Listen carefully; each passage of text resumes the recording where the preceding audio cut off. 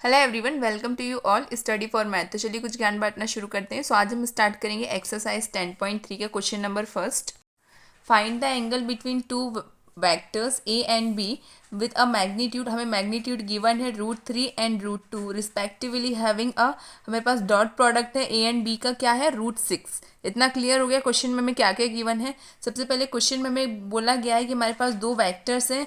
ए का मैग्नीट्यूड हमारे पास √3 है और बी का मैग्नीट्यूड हमारे पास 2 है, और साथ ही साथ में इन दोनों के डॉट प्रोडक्ट क्या है, हमारे पास √6 है।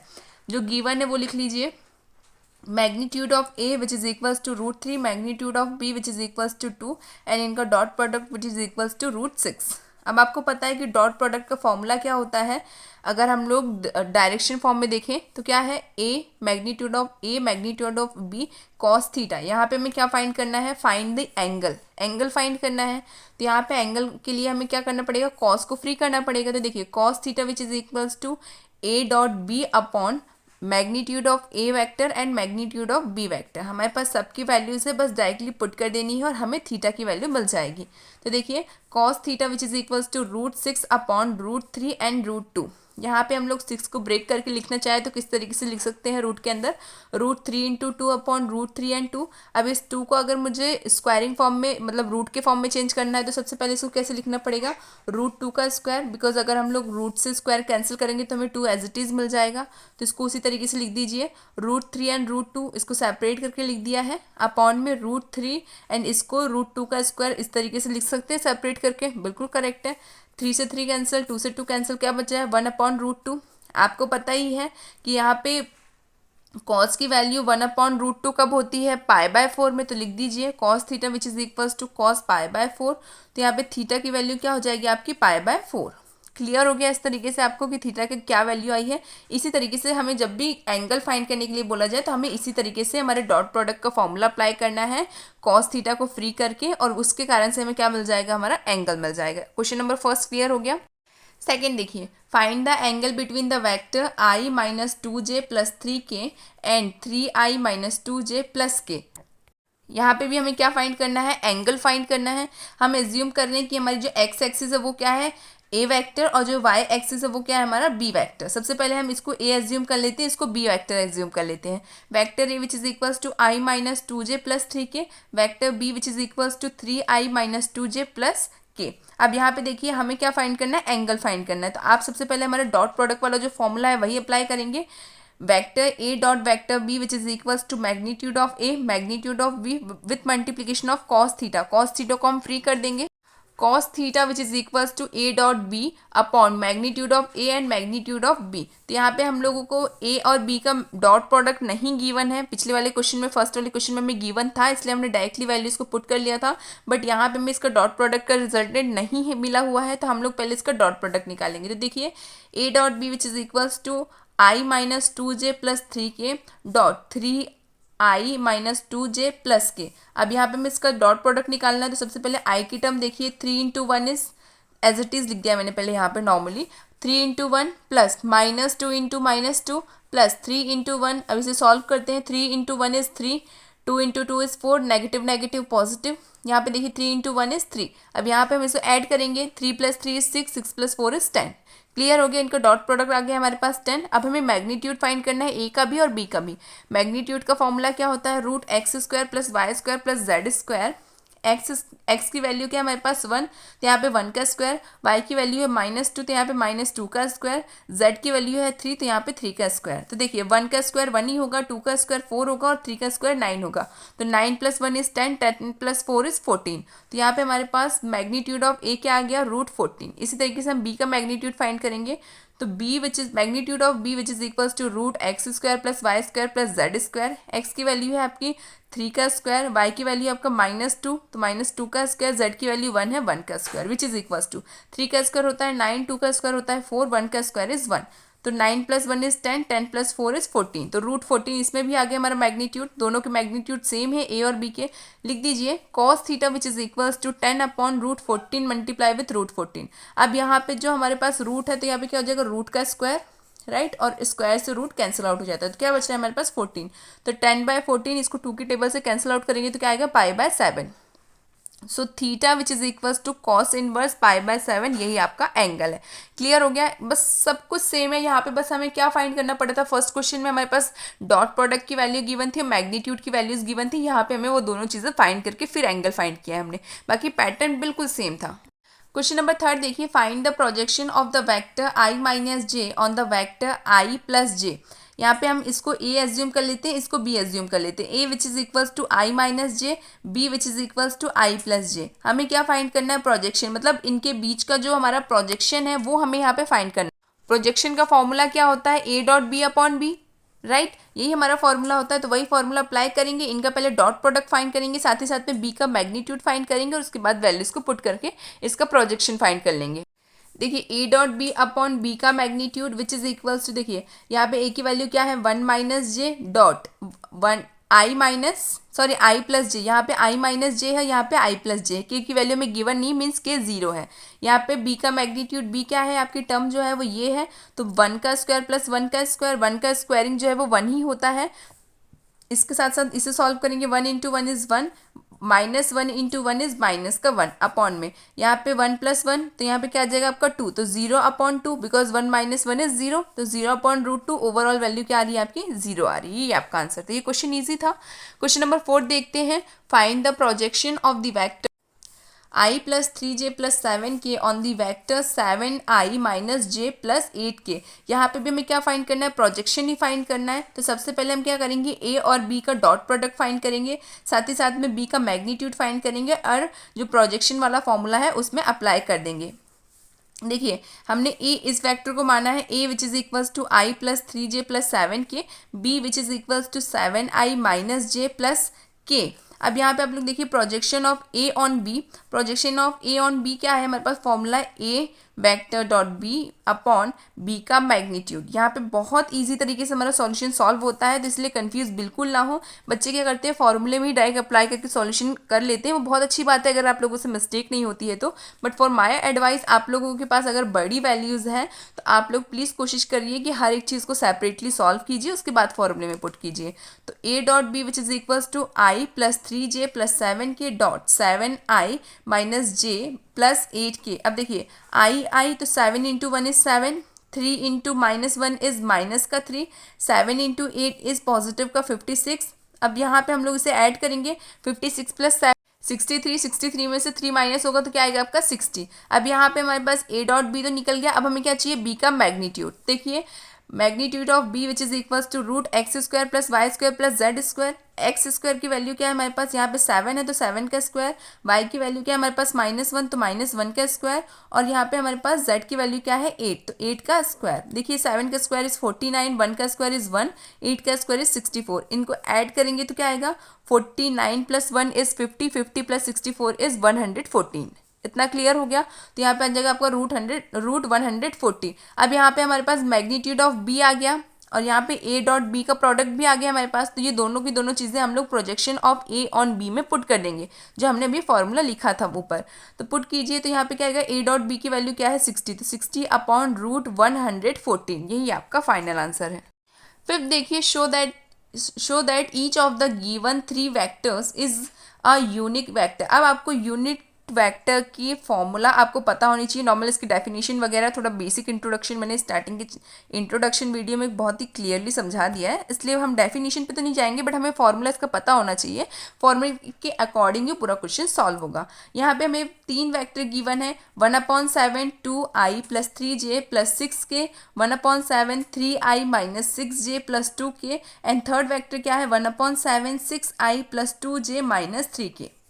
साथ ही साथ में क्वेश्चन में हमें गिवन है also show that they are mutually perpendicular to each other. Mutually perpendicular का क्या मीनिंग है? जो हमारा डॉट प्रोडक्ट आएगा इनका वो जीरो के इक्वल आना चाहिए, तब जाके वो क्या होगा? म्यूचुअली परपेंडिकुलर होगा, राइट। तो हम सबसे पहले क्या करेंगे? पहले a का मैग्नीट्यूड, ए को सॉल्व करेंगे, उसका मैग्नीट्यूड फाइंड करेंगे। ए बी सी तीनों का मैग्नीट्यूड आ गया, फिर इनका डॉट प्रोडक्ट के साथ हमारा मल्टीप्लाई होगा। मल्टीप्लाई होने के बाद जो हमारे डॉट प्रोडक्ट का सॉल्यूशन निकलेगा वो जीरो के इक्वल होना चाहिए, तब जाके वो क्या होगा? म्यूचुअली परपेंडिकुलर होगा ईच अदर, दोनों साइड से। इतना क्लियर हो गया आप लोगों की हमें करना क्या है क्वेश्चन में? अगर मैं क्लियर लैंग्वेज में बोलूँ तो हमें यहाँ पे ए डॉट बी और which is equals to B dot C also which is equals to C dot A. इन सब का जो इक्वल आएगा वो क्या आना चाहिए, जीरो, तब जाके वो क्या होगा, म्यूचुअली परपेंडिकुलर होगा। इतना क्लियर हो गया। क्वेश्चन थोड़ा लेंदी है बट सॉल्यूशन ईजी ही है। ए हमारे पास क्या गिवन है, A which is equals to 1/7 2i plus 3j plus 6k। इसका हमें क्या फाइंड करना है, मैग्नीट्यूड। तो देखिए magnitude of A vector which is equals to 1/7 root X square plus Y square plus Z square. इसको अगर मैं स्टैंडर्ड इक्वेशन से कंपेयर करूँ तो क्या होता है हमारी स्टैंडर्ड इक्वेशन, एक्स आई प्लस वाई जे प्लस जेड के। तो वही हमारी स्टैंडर्ड इक्वेशन, हमारे पास एक्स वाई जेड तीनों की वैल्यूज हैं। तो पुट कीजिए रूट 2 का स्क्वायर प्लस 3 का स्क्वायर प्लस 6 का स्क्वायर। 2 का स्क्वायर होता है 4, 3 का स्क्वायर होता है 9 एंड 6 का स्क्वायर होता है 36। इसको ऐड कीजिए। ऐड करने पे हमारे पास क्या वैल्यू आ रही है, 49। 49 किसका स्क्वायर होता है, 7 का। तो 1/7 इंटू 7 कैंसिल आउट, क्या बच रहा है हमारे पास, 1। तो यहाँ पे हमारे पास क्या वैल्यू आ रही है, मैग्नीट्यूड ऑफ ए वेक्टर की वैल्यू है आपकी 1। अब नेक्स्ट देखिए मैग्नीट्यूड ऑफ बी फाइंड करना है। तो कैसे फाइंड करेंगे, सबसे पहले हमें यहाँ मैग्नीट्यूड का साइन अभी नहीं आएगा। यहाँ पे हमें बी की वेक्टर बी की क्या वैल्यू है हमारे पास, 1/7 3i minus 6j plus 2k। अब मैग्नीट्यूड फाइंड करना है बी का। तो यहाँ पे क्या आ जाएगा, ये सारी चीज़ें किस में आ जाएंगी, रूट में आ जाएंगी, राइट। तो देखिए यहाँ पे हमारे पास x की वैल्यू है 3 तो 3 का स्क्वायर, y की वैल्यू है -6 तो -6 का स्क्वायर, z की वैल्यू है हमारे पास 2 तो यहाँ पे 2 का स्क्वायर। 3 का स्क्वायर इज 9, 6 का स्क्वायर 36, 2 का स्क्वायर इज 4। यहाँ पे तीनों का ऐड करेंगे तो क्या आ रहा है हमारे पास 49। सिमिलरली ए जैसा ही, तो यहाँ पे 49 किसका स्क्वायर होता है, 7 का स्क्वायर होता है। तो 1/7 मल्टीप्लाई विद 7, 7 से 7 कैंसिल, क्या बच रहा है आपका 1। तो magnitude of B which is equals to 1। Clear हो गया, ए और बी जो है वो दोनों किसके इक्वल आए हैं, 1 के ही इक्वल आए हैं मैग्नीट्यूड में। अब यहाँ पे हम सी के लिए देखते हैं। सी वेक्टर इस तरीके से मैग्नीट्यूड साइन अभी मत लिखिएगा आप, इसके बाद वाले में आएगा मैग्नीट्यूड साइन। यहाँ पे अभी सिर्फ सी वेक्टर है। C vector which is equals to 1/7 multiply with 6i plus 2j minus 3k।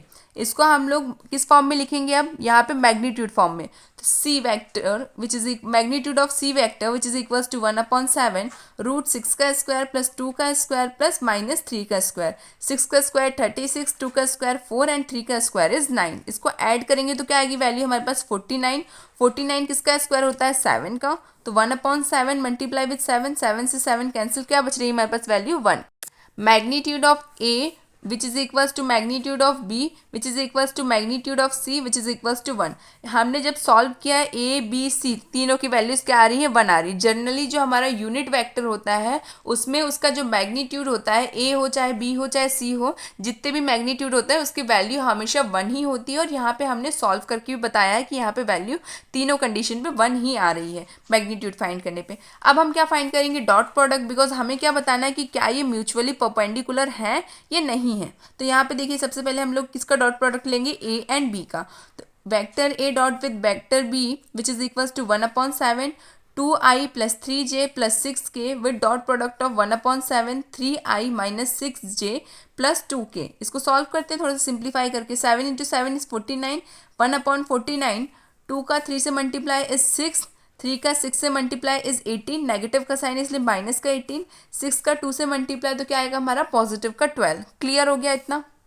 क्या वैल्यूज आ रही हैं, 6 माइनस 18 प्लस का 12। अब 12 प्लस 6 इन 18, पॉजिटिव का 18 और नेगेटिव का 18 जीरो हो जाएगा। तो 1/49 मल्टीप्लाई विद 0, तो A dot B which is equals to 0। इतना क्लियर हो गया कि वेक्टर ए और बी का डॉट प्रोडक्ट जो है वो पहला क्या आया हमारे पास 0 आ गया। सेकेंड देखिए हमारे पास B dot C which is equals to 1/7 3i minus 6j plus 2k dot product with 1/7 6i plus 2j minus 3k। यहाँ पे 7 इंटू 7 इज 49, तो पहले मैंने यहाँ पे 7 इंटू 7 लिखा है। उसके बाद जब इसका मल्टीप्लाई करेंगे तो क्या आएगी वैल्यू हमारे पास 49 ही आएगी। अब 3 का 6 से मल्टीप्लाई होगा तो क्या आएगा हमारा 18, 6 का 2 से मल्टीप्लाई होगा तो क्या आएगा आपका 12, 2 का 3 से मल्टीप्लाई होगा तो क्या आएगा आपका 6। यहाँ पे नेगेटिव साइन इसमें भी है, नेगेटिव साइन इसमें भी है, तो दोनों में क्या आ जाएंगे हमारे नेगेटिव साइन। इतना क्लियर हो गया। 12 प्लस 6 इज 18, ये 18 पॉजिटिव है, ये नेगेटिव है। 18 माइनस 18 विच इज 0, तो 1/49 का 0 से मल्टीप्लाई होगा तो क्या आएगा हमारे पास बी डॉट प्रोडक्ट ऑफ सी जो है वो किसके इक्वल आएगा, 0 के इक्वल। ये भी 0 हो गया। अब थर्ड देखते हैं, A dot C vector which is equals to 1/7 2i plus 3j plus 6k plus 1/7 6i plus 2j minus 3k। इसको थोड़ा सा सॉल्व करते हैं। देखिए यहाँ पे भी 1/7, यहाँ पे भी 1/7, 1/7 मल्टीप्लाई विथ 1/7, डॉट प्रोडक्ट को सॉल्व कीजिए। 2 मल्टीप्लाई विथ 6 इज 12, बिकॉज 2 6 12 होता है। एंड यहाँ पे देखिए 3 का 2 से मल्टीप्लाई इज 6 एंड 6 का 3 से मल्टीप्लाई इज 18। यहाँ तक समझ में आ गया। नेगेटिव साइन यहाँ पे है इसलिए यहाँ पे नेगेटिव आ जाएगा। अब देखिए 12 + 6 इज 18, 18 पॉजिटिव एंड 18 नेगेटिव, 0 आ जाएगा इनको सिंप्लीफाई करेंगे तो 1/49 multiply with 0 which is equals to 0। Clear हो गया इतना। तीनों का डॉट प्रोडक्ट 0 के इक्वल ही आ रहा है, तो लिखिए a dot B vector which is equals to b dot C vector which is equals to a dot C vector which is equals to 0। तीनों के जो डॉट प्रोडक्ट है वो किसके इक्वल है, 0 के इक्वल है। Then they are mutually perpendicular on a vector dot b vector dot c vector. तीनों के डॉट प्रोडक्ट में ये जो है 0 के इक्वल है, दैट्स वाई ये म्यूचुअली परपेंडिकुलर है। क्लियर हो गया।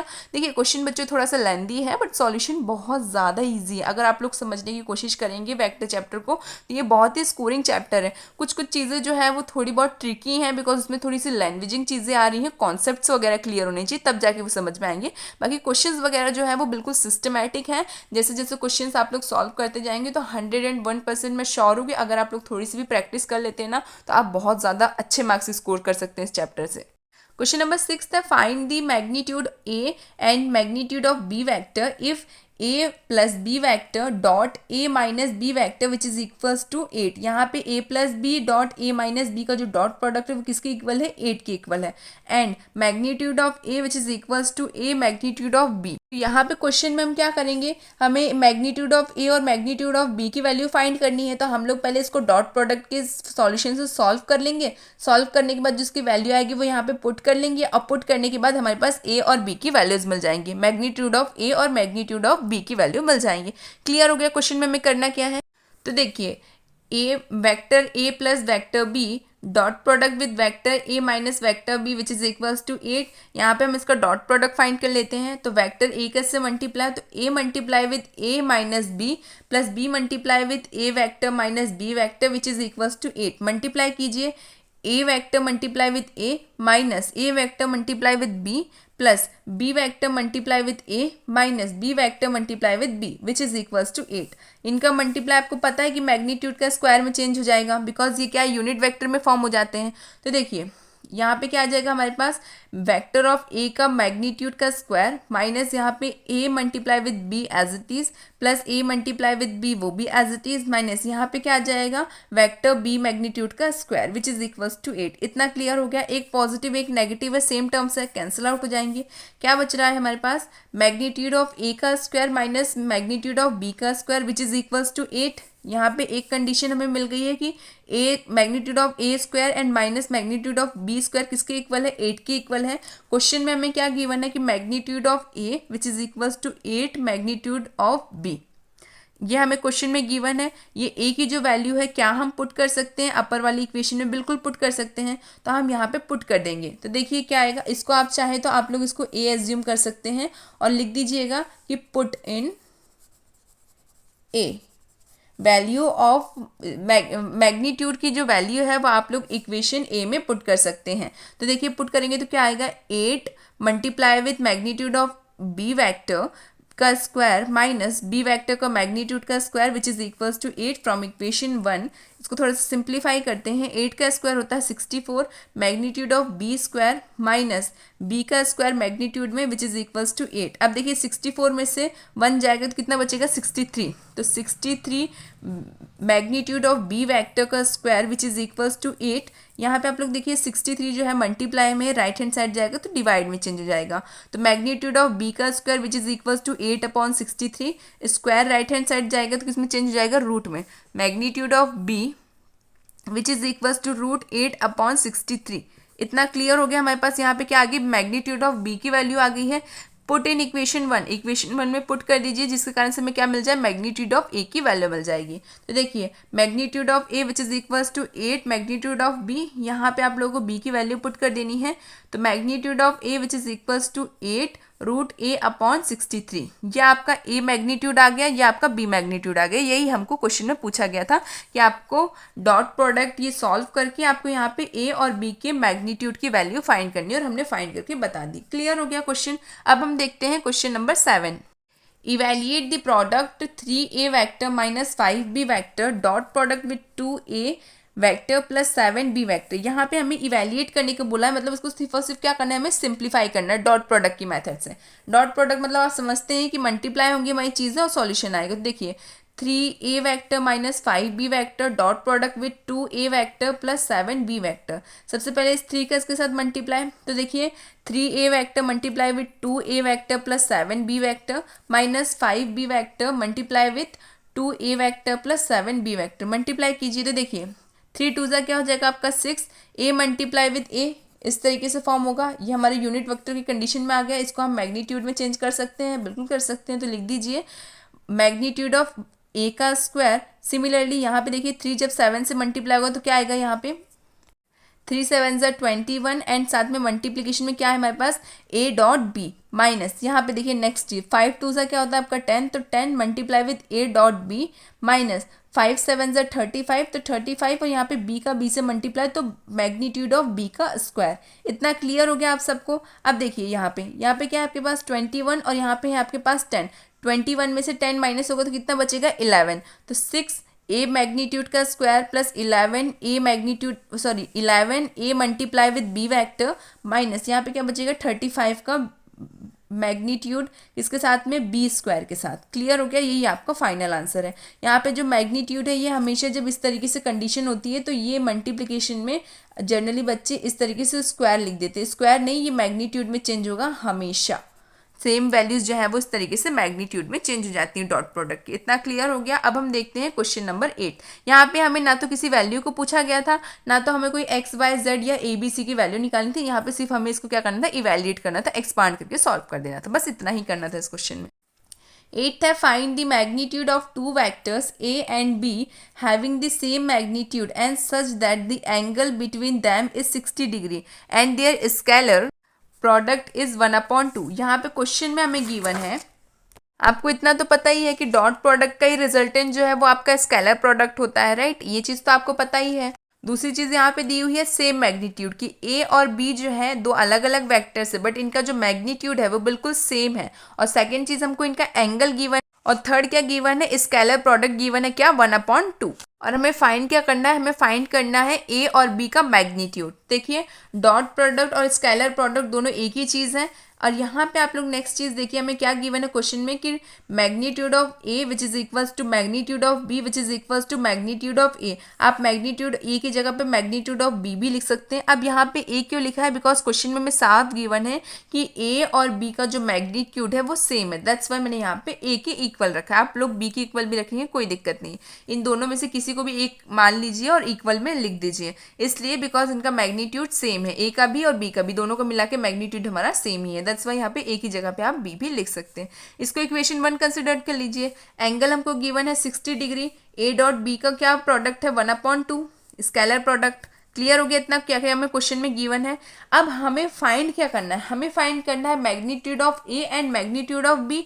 अगर हमें मैग्नीट्यूड ऑफ ए मिल जाएगा तो बी तो उसके इक्वल ही है, तो जो ए की वैल्यू होगी वही बी की वैल्यू होगी। तो देखिए किस तरीके से फाइंड करेंगे, A dot B which is equals to magnitude of A magnitude of B cos theta. हमारे पास कॉस थीटा की वैल्यू है, मतलब 60 डिग्री हमारे पास ऑलरेडी है थीटा। तो देखिए cos theta which is equals to A dot B upon magnitude of A and magnitude of B. हमें इन्हीं की वैल्यू फाइंड करनी है, मैग्नीट्यूड ऑफ ए और मैग्नीट्यूड ऑफ बी। बाकी टर्म्स हमें क्वेश्चन में ऑलरेडी गिवन है। डॉट प्रोडक्ट का रिजल्टेंट है 1/2 और यहाँ पे थीटा की वैल्यू है 60। पुट कर दीजिए cos 60 which is equals to 1/2 upon, यहाँ पे मैंने b की जगह पे मैग्नीट्यूड ऑफ a किस लिए लिखा है फ्रॉम 1।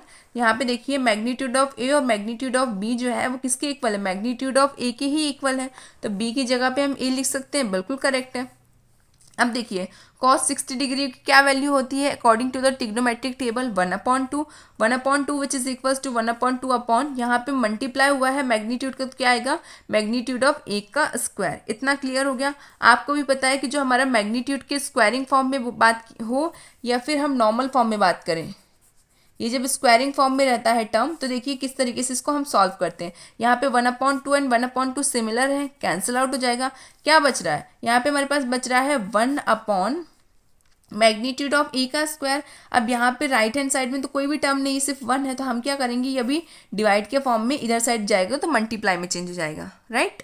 अभी डिवाइड के फॉर्म में है हमारा जो ए का मैग्नीट्यूड है, राइट हैंड साइड जाएगा तो मल्टीप्लाई में चेंज हो जाएगा। तो देखिए मैग्नीट्यूड ऑफ ए का square which is equals to 1, square को राइट हैंड साइड भेजेंगे तो इस रूट में चेंज हो जाएगा, रूट 1 की वैल्यू भी 1 ही होती है, तो हमारे पास मैग्नीट्यूड ऑफ ए की वैल्यू क्या आई है, 1। सिमिलरली ए जो है वो बी के इक्वल है, तो जो हमारी ए की वैल्यू है वही आपकी बी की वैल्यू भी होगी, तो magnitude of A which is equals to 1, also magnitude of B which is equals to 1। यही आपका फाइनल आंसर है।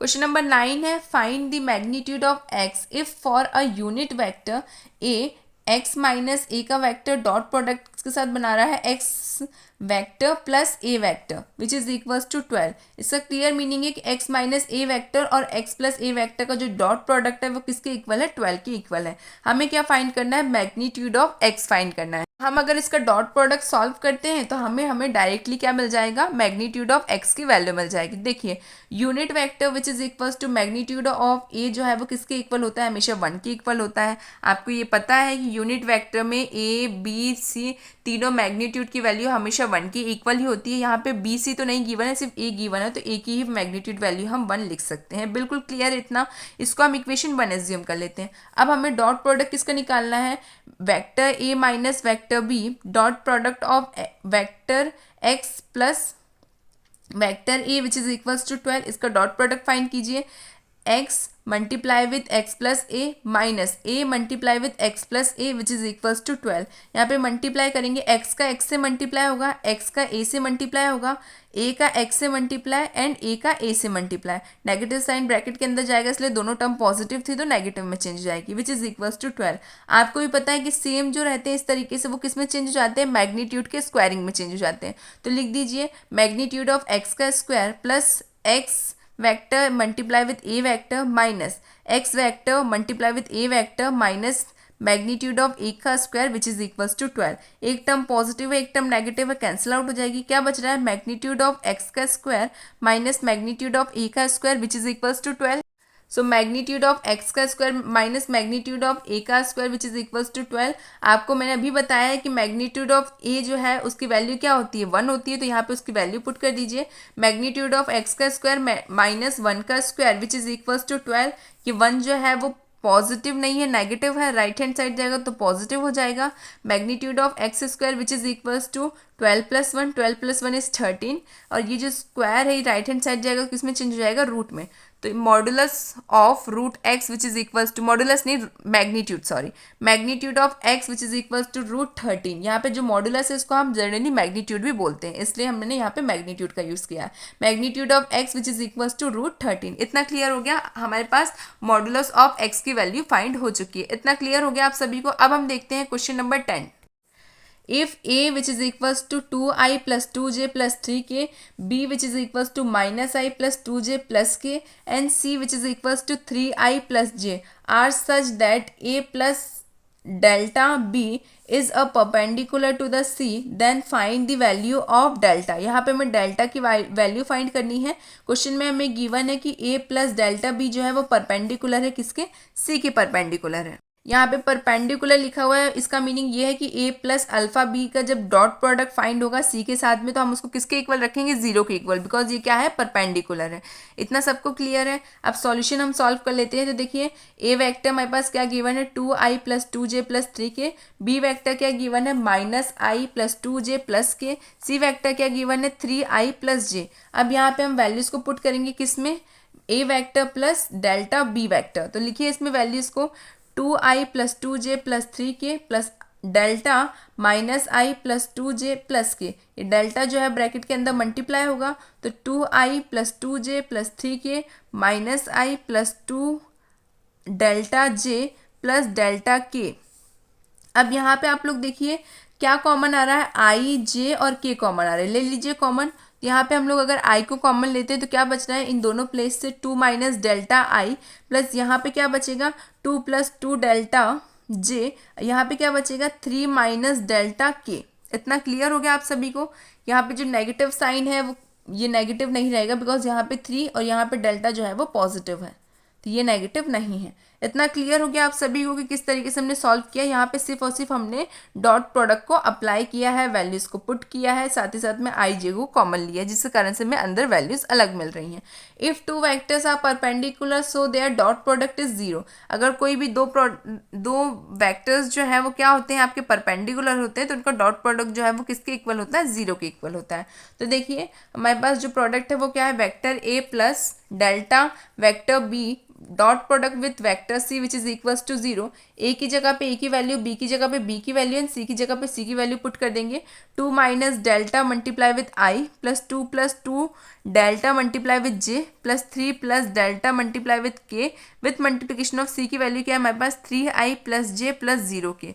इसको थोड़ा सा सॉल्व करके सिंप्लीफाई कर लेते हैं। तो देखिए यहाँ पे आप लोग देखेंगे कि आई की वैल्यूज हमारे पास क्या है, यहाँ पे है 2 माइनस डेल्टा, यहाँ पे है आपकी 3, तो लिख दीजिए 3 2 माइनस डेल्टा। यहाँ पे 1 से मल्टीप्लाई हो रहा है तो 1 multiply with 2 plus 2 delta plus यहाँ पे 0 का मल्टीप्लाई होगा के की पूरी टर्म से, तो 0 मल्टीप्लाई विथ 2 प्लस डेल्टा। इसे थोड़ा सा सॉल्व कर लेते हैं। 3 2 ज़ा 6, 3 मल्टीप्लाई विद डेल्टा तो 3 डेल्टा, नेगेटिव का sign as it is, plus यहाँ पे 1 का इससे मल्टीप्लाई होगा, कोई चेंजेस नहीं आएंगे। 2 प्लस 2 डेल्टा, 0 का किसी भी टर्म से मल्टीप्लाई होगा तो क्या आएगा आपका 0 ही आएगा। इतना सबको क्लियर हो गया। देखिए 6 प्लस 2 इज 8 एंड यहाँ पे क्या है माइनस का 3 डेल्टा में से 2 डेल्टा माइनस होगा तो कितना बचेगा 1 डेल्टा।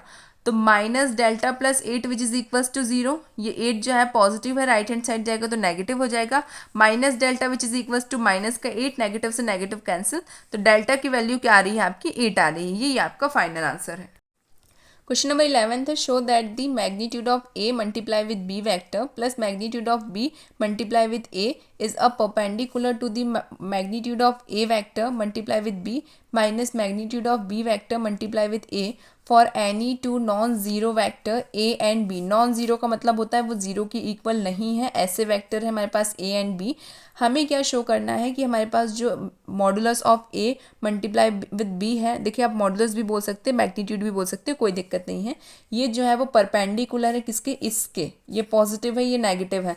पॉजिटिव वाले जो है वो नेगेटिव वाले के परपेंडिकुलर है किसी भी नॉन ज़ीरो वेक्टर के, जो कि क्या है आपके A और B। तो सबसे पहले हम इक्वेशंस को मान लेते हैं, एक को P एक को Q। आप लोग A और B भी कंसिडर कर सकते हैं, कोई दिक्कत नहीं है। मैंने यहाँ पे P और Q माना है, आप लोग A S A B कुछ भी मान सकते हैं, कोई दिक्कत नहीं है। तो देखिए सबसे पहले vector P which is equals to modulus of A multiply with B plus modulus of B multiply with A। Similarly Q वाली जो टर्म है उसमें हमने नेगेटिव माना है, modulus of A multiply with B vector minus modulus of B multiply with A।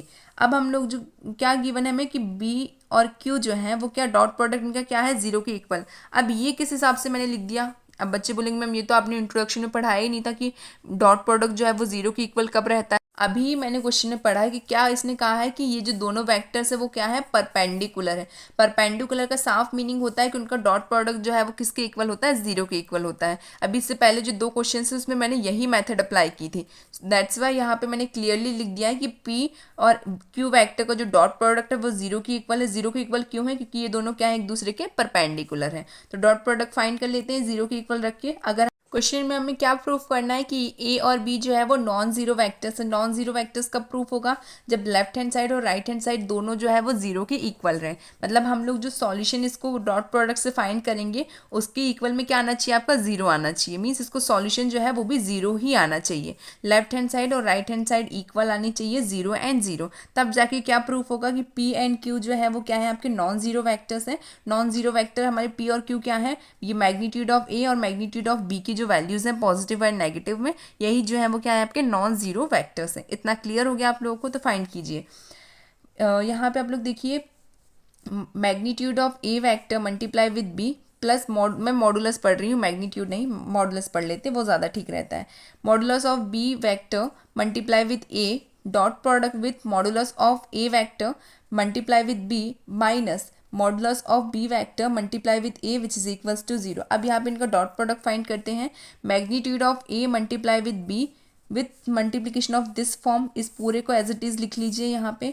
Similarly magnitude of B multiply with A vector, इस पूरे के साथ में भी ये पूरी की पूरी टर्म मल्टीप्लाई में रहेगी विच इज इक्वल्स टू 0। अब मल्टीप्लाई कर दीजिए, यहाँ पे क्या है मैग्नीट्यूड ऑफ A, यहाँ पे भी है मैग्नीट्यूड ऑफ A, तो लिखिए, साथ ही यहाँ पे क्या है अपने पास बी वेक्टर, यहाँ पे भी है बी वेक्टर, तो बी वेक्टर को एक साथ लिख दीजिए।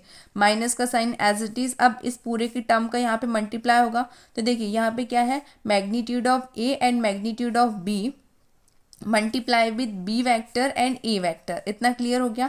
अब यहाँ पे मल्टीप्लाई करते, देखिए magnitude of B vector multiply with magnitude of A vector, साथ ही साथ में vector A multiply with vector B dot product के साथ में। इतना क्लियर हो गया। Minus magnitude of B multiply with magnitude of B, A multiply with magnitude of A, sorry ये नॉर्मल ए वेक्टर है हमारे पास, मैग्नीट्यूड में नहीं है, A multiply with vector A which is equals to 0। इतना क्लियर हो गया। अब यहाँ पे हम लोग करेक्ट फॉर्म में लिखेंगे। आपको भी पता है कि जब ये मल्टीप्लाई होंगे तो किसमें चेंज होंगे, मैग्नीट्यूड ऑफ ए का स्क्वायर मैग्नीट्यूड ऑफ बी का स्क्वायर माइनस, यहाँ पे देखिए ये क्या है हमारे पास, ये पूरी की पूरी आप टर्म एक बार देख लीजिए ध्यान से, क्या क्या चीज़ें ऐसी हैं जो सिमिलर है और कैंसिल आउट हो सकती है। यहाँ पे देखिए ये टर्म और यहाँ पे जो टर्म्स है हमारे पास, इसमें क्या सिमिलैरिटी है। यहाँ पे देखिए magnitude of A magnitude of B and vector A and vector B negative है। Magnitude of A magnitude of B multiply with vector A and vector B, ये दोनों जो है डिफरेंट साइन किए हैं बस सेम चीज़ है, तो यहाँ पे ये पॉजिटिव एंड नेगेटिव तो कैंसिल आउट हो जाएगा। क्या बच रहा है हमारे पास, मैग्नीट्यूड ऑफ ए का square and magnitude of B का स्क्वायर। सिमिलरली यहाँ पे हमारे पास क्या बच रहा है, मैग्नीट्यूड ऑफ बी का square and magnitude of A का square which is equals to 1। इतना सबको क्लियर है। अब यहाँ पे देखिए मैग्नीट्यूड ऑफ ए का स्क्वायर मैग्नीट्यूड ऑफ बी का स्क्वायर, इसको थोड़ा सा अरेंज करके लिखते हैं, मैग्नीट्यूड ऑफ ए का square minus magnitude of B का square which is equals to 0। एक टर्म पूरी पॉजिटिव है, एक टर्म पूरी नेगेटिव है, तो 0 आ जाएगा। एक तो इस तरीके से सॉल्व कर सकते हैं। दूसरी चीज़ क्या है, आपको यहाँ पे पता ही है कि यूनिट वेक्टर के अकॉर्डिंग मैग्नीट्यूड की क्या वैल्यू होती है, 1। तो यहाँ पे देखिए 1 इंटू 1 माइनस 1 इंटू 1, तो यहाँ पे 1 माइनस 1 भी 0 ही होगा, राइट। तो इस हिसाब से भी सॉल्व कर सकते हैं, तो भी 0 आना है, और नहीं तो डायरेक्टली दिख रहा है कि ये टर्म पॉजिटिव है ये टर्म नेगेटिव है, तो कैंसिल आउट हो जाएगी, तो क्या बच जाएगा 0। लेफ्ट हैंड साइड 0 आ गई, राइट हैंड साइड ऑलरेडी 0 थी। So the vector P and Q are non zero vector. P और क्यू जो थे वो नॉन जीरो वैक्टर्स थे, बट इनका सॉल्यूशन जो है वो 0 की इक्वल आया है, इसीलिए ये क्या है, एक दूसरे के परपेंडिकुलर है। क्लियर हो गया इतना, यही हमको प्रूव करना था। क्वेश्चन नंबर 12 देखिए, if vector A dot with vector A which is equals to 0, A vector का डॉट प्रोडक्ट ए के साथ में किसके इक्वल है, 0 के, and vector A dot product with vector B which is equals to 0। यहाँ पे सेम वेक्टर्स भी 0 की इक्वल है, डिफरेंट वेक्टर्स भी 0 की इक्वल है। Then what can be included about the vector B, क्या इंक्लूडेंट है आपका, मतलब क्या आप सोच रहे हैं कि यहाँ पे अगर ये वेक्टर किस तरीके से 0 आ रहा है, जबकि v वेक्टर जो है वो क्या है आपका नॉन जीरो वेक्टर। बिकॉज हम कह नहीं सकते कि b जो है वो 0 के इक्वल है, बिकॉज हमारे पास तो यहाँ पे सिर्फ और सिर्फ a वेक्टर के लिए गिवन है कि a वेक्टर का डॉट प्रोडक्ट a के साथ किसके इक्वल है, 0 के इक्वल है। यहाँ पे डिफरेंट वेक्टर का जो सॉल्यूशन है वो भी किसके इक्वल आ रहा है, 0 के इक्वल आ रहा है। तो कैसे आ रहा है, क्या b नॉन जीरो वेक्टर है या फिर b जो है वो 0 वेक्टर है, ये हमसे क्वेश्चन में पूछा है कि आप कॉन्क्लूड करके बताइए। इसका मीनिंग ये है कि आप सिंप्लीफाई करके बताइए कि आपको क्या लगता है कि क्या बी 0 वेक्टर है या नहीं है, और अगर है तो वो इस कंडीशन को किस तरीके से वेरीफाई कर रहा है। तो सबसे पहले आप लोग देखिए क्या गिवन है हमारे पास, vector A dot product with vector A which is equals to 0। इसका क्लियर मीनिंग है कि हमारा ए वेक्टर जो है वो क्या है, 0 वेक्टर है, नॉन जीरो वेक्टर ए नहीं है, ए जो है वो हमारा 0 वेक्टर है। सेकेंड चीज हमको गिवन थी कि A vector dot product with B vector which is equals to 0। अब यहाँ पे बच्चे सोचें कि अगर a जो है उसकी वैल्यू 0 है तो ऑब्वियस सी बात है कि ये इसका सॉल्यूशन हमारा 0 ही आना है। बट क्या अगर b की वैल्यू 0 है तब भी ये पूरा का पूरा 0 आएगा, बिल्कुल करेक्ट है। अगर इन दोनों की वैल्यू 0 रहेगी तब भी सॉल्यूशन 0 आएगा, अगर एक की वैल्यू 0 रहेगी तब भी सॉल्यूशन 0 आएगा। इसका मीनिंग ये है कि b अगर आपका नॉन जीरो वेक्टर है तब भी सॉल्यूशन 0 ही आएगा, अगर आपका b 0 वेक्टर है तब भी आपका जो सॉल्यूशन है वो 0 के इक्वल आएगा। मतलब b जो है वो दोनों कंडीशन पे वेरीफाइड है, b जो है वो नॉन जीरो वेक्टर में भी कंसिडर हो सकता है और b जो है वो 0 वेक्टर में भी कंसिडर हो सकता है। तो लिख दीजिए, सो b is either may be a 0, b जो है वो 0 हो भी सकता है और नहीं भी हो सकता है वेक्टर, और नॉन ज़ीरो वेक्टर बी जो है वो ज़ीरो वेक्टर भी हो सकता है और नॉन ज़ीरो वेक्टर भी हो सकता है, तब जाके वो इस दोनों कंडीशन को वेरीफाई कर रहा है। इतना क्लियर हो गया आप लोगों को? एक बार फिर से समझ लीजिए। क्वेश्चन में हमसे पूछा गया है कि ए डॉट ए का डॉट प्रोडक्ट जो है वो जीरो के इक्वल था, लेकिन ए बी का जो डॉट प्रोडक्ट है वो जीरो के इक्वल कैसे हो गया? क्या बी जो है वो नॉन जीरो वेक्टर है या फिर बी जो है वो जीरो वेक्टर है? कौन सी कंडीशन में बी जो है वो इसके इक्वल कंडीशन को वेरीफाई कर रहा है? तो देखिए, अगर बी जो है जीरो वेक्टर होगा तब भी सॉल्यूशन जीरो ही आना है, अगर बी नॉन जीरो वेक्टर होगा तब भी सॉल्यूशन जीरो ही आना है। इसका मतलब बी जो है वो दोनों कंडीशंस में हमारी जो सॉल्यूशन है उसको वेरीफाई कर रहा है, इसलिए मैंने यहाँ पे लिखा है कि बी जो है वो जीरो वेक्टर भी है और नॉन जीरो वेक्टर भी है। क्लियर हो गया ये क्वेश्चन? अब हम देखते हैं क्वेश्चन नंबर 13। क्वेश्चन नंबर 13 क्या गिवन है? If vector A with vector B with vector C are unit vector, A B C जो है वेक्टर वो आपके क्या है? यूनिट वेक्टर है, सच दैट इनका जो सम है वो किसके इक्वल है? जीरो के इक्वल है। Find the value of A dot B plus B dot C plus C dot A. हमें डॉट प्रोडक्ट की इनकी वैल्यूज़ को फाइंड करना है इसकी हेल्प से। तो यहाँ पे क्वेश्चन में हमें बस क्या गिवन है कि ए प्लस बी प्लस सी जो इनका एडिशन फॉर्म है, मतलब जो सम फॉर्म है वेक्टर का, वो किसके इक्वल है? जीरो के इक्वल है। और हमें साथ ही साथ में गिवन है कि ये यूनिट वेक्टर है। यूनिट वेक्टर मतलब इनका मैग्नीट्यूड जो है वो किसके इक्वल है? वन के इक्वल है। तो सबसे पहले जो हमको गिवन है हम वही लिख लेते हैं, उसके बाद हम क्या फाइंड करेंगे? उसके बाद हम फाइंड करेंगे डॉट प्रोडक्ट्स। तो देखिए, magnitude of A which is equals to magnitude of B which is equals to magnitude of C, ये तीनों किसके इक्वल है? वन के इक्वल है, ये तो हमें पता है according to the unit vector. इसको आप इक्वेशन 1 कंसिडर कर लीजिए। सेकंड इक्वेशन हमें क्या गिवन है? ए प्लस बी प्लस सी जो है वो किसके इक्वल है? जीरो के इक्वल है, यह आपकी इक्वेशन 2 हो जाएगी। Dot product with A vector in equation 2 both side, यहाँ पे आपको क्या करना है? डॉट प्रोडक्ट अप्लाई करना है ए डॉट को, ए को हमें क्या करना है? डॉट प्रोडक्ट अप्लाई करना है किसमें? इक्वेशन 2 में, दोनों साइड पे। तो देखिए किस तरीके से सॉल्व होगा, ये चीज़ आपके लिए नई है तो थोड़ा ध्यान से समझ लीजिएगा। हमें वेक्टर ए से इसके साथ डॉट प्रोडक्ट करना है दोनों साइड में और सॉल्यूशन को प्रूफ करना है। तो देखिए, vector A multiply with A plus B plus C which is equals to A vector dot with zero. Multiply means ये डॉट प्रोडक्ट में इसके साथ मल्टीप्लाई हो रहा है, ये तो क्लियर ही है आप लोगों को। तो ए इन सब के साथ डॉट प्रोडक्ट फाइंड कीजिए। Vector A with A plus vector ए का डॉट प्रोडक्ट इसके साथ तो क्या होगा? ए विथ बी प्लस यहाँ पे ए के साथ में सी। इतना क्लियर हो गया? यहाँ पे ए जो है वेक्टर ए के साथ, जीरो जो है वेक्टर ए के साथ मल्टीप्लाई भी होगा तो क्या आएगा आपका? जीरो ही आएगा। इतना आप सबको क्लियर है? सिर्फ और सिर्फ क्या किया है, ये जो ए है इसका अंदर मल्टीप्लाई कर दिया है, बट इसको हम कहते हैं क्या है? Dot product, right.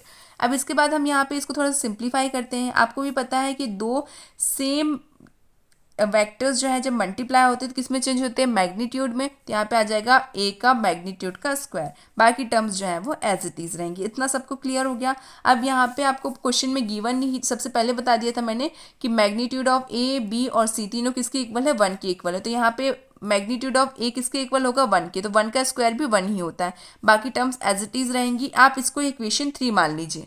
यहाँ तक सबको क्लियर हो गया? Again dot product with be in equation 2 both side. अब हम बी से मल्टीप्लाई करेंगे, वेक्टर बी से मल्टीप्लाई करेंगे इक्वेशन 2 को। जिस तरीके से हमने अभी ए से मल्टीप्लाई किया था इसी तरीके से बी से करेंगे, इसी तरीके से सी से करेंगे। उसके बाद ही हमें A dot B dot C and C dot A की वैल्यू मिलेगी। तो देखिए, बी से मल्टीप्लाई कर, बी से डॉट प्रोडक्ट फाइंड करने में क्या वैल्यूज आती हैं? B multiply dot with A vector plus B vector plus C vector which is equals to B dot zero. मैं गलती से मल्टीप्लाई बोलती हूँ, आप लोग समझ जाया करिए कि वो डॉट प्रोडक्ट है, बिकॉज होता तो मल्टीप्लाई है, इसलिए मुझसे मल्टीप्लाई ही निकलता है जो हमारा जर्नल लैंग्वेज है। सो देखिए, हम यहाँ पे अब क्या करेंगे? इसका डॉट प्रोडक्ट निकालेंगे। A dot B plus B plus B dot C which is equals to zero. अब यहाँ पे बी जो है वो 2 टाइम्स है सेम, तो यहाँ पे मैग्नीट्यूड में चेंज हो जाएगा, बी का मैग्नीट्यूड का स्क्वायर, बाकी दोनों टर्म्स जो है वो एज इट इज रहेंगी। अब आपको भी पता है कि मैग्नीट्यूड ऑफ बी क्या होता है? वन के इक्वल। ए बी सी तीनों मैंने स्टार्टिंग में बता दिया किसके इक्वल है? वन के इक्वल है according to the unit vector. ठीक, तो यहाँ पे आप लिख दीजिए फ्रॉम इक्वेशन 1, इसकी वैल्यू क्या है? 1 है, बाकी दोनों टर्म्स जो है वो एज इट इज लिखी रहेंगी। इसको इक्वेशन 4 बोल देंगे। यहाँ तक सबको क्लियर हो गया? अब देखिए, थर्ड हम क्या करेंगे? सी से डॉट प्रोडक्ट फाइंड करेंगे। Again dot product with C vector in the equation 2 both side. तो देखिए, सी वेक्टर का इस पूरे से डॉट प्रोडक्ट फाइंड करते हैं और सी का इसके साथ डॉट प्रोडक्ट होगा तो वो जीरो ही आना है। तो देखिए, A dot C C dot B and C dot with C which is equals to 0। अब यहाँ पे सिमिलर है, सिमिलर टर्म्स का जब डॉट प्रोडक्ट होता है तो क्या होता है, मैग्नीट्यूड में चेंज हो जाता है। तो किसमें चेंज हो जाएगा, सी के मैग्नीट्यूड का स्क्वायर। एंड यहाँ पे आपको पता है कि मैग्नीट्यूड ऑफ सी की वैल्यू क्या है, 1 फ्रॉम इक्वेशन 1। अब यहाँ पे पुट करेंगे तो 1 का स्क्वायर क्या होता है, 1 ही होता है, तो लिख दीजिए 1 विच इज इक्वल्स टू 0। ये आपकी इक्वेशन 5 हो गई है। यहाँ तक सबको क्लियर हो गया। अब हम क्या करेंगे, तीनों इक्वेशंस को ऐड कर देंगे। Add all the equation 3, 4 and 5 we get, हमें क्या मिलेगा, हमें मिल जाएगी डॉट प्रोडक्ट्स की वैल्यू जो कि हमें फाइंड करनी थी। तो देखिए 1 plus A dot B plus A dot C plus A dot B, 1 plus B dot C A dot C plus B dot C plus 1 which is equals to 0। अब देखिए 1 प्लस 1 प्लस 1 3 हो गया, because 1 plus 1 plus 1 is 3। 3 times लिखा हुआ है, 1 add होगा तो 3 बन जाएगा। इतना क्लियर हो गया। नेक्स्ट देखते हैं ए डॉट बी, यहाँ पे भी ए डॉट बी 2 टाइम्स है तो लिख दीजिए 2 A dot B, A dot C ये भी 2 टाइम्स है तो लिख दीजिए 2 बी सी। थर्ड क्या है हमारे पास, बी डॉट सी, यहाँ पे भी बी डॉट सी, ये भी 2 टाइम्स है तो 2 ए C which is equals to 0। यहाँ तक सबको क्लियर है। हमारे पास ए सी 2 टाइम्स है, बी सी 2 टाइम्स है और ए बी 2 टाइम्स है, इसलिए यहाँ पे 2 आ गया।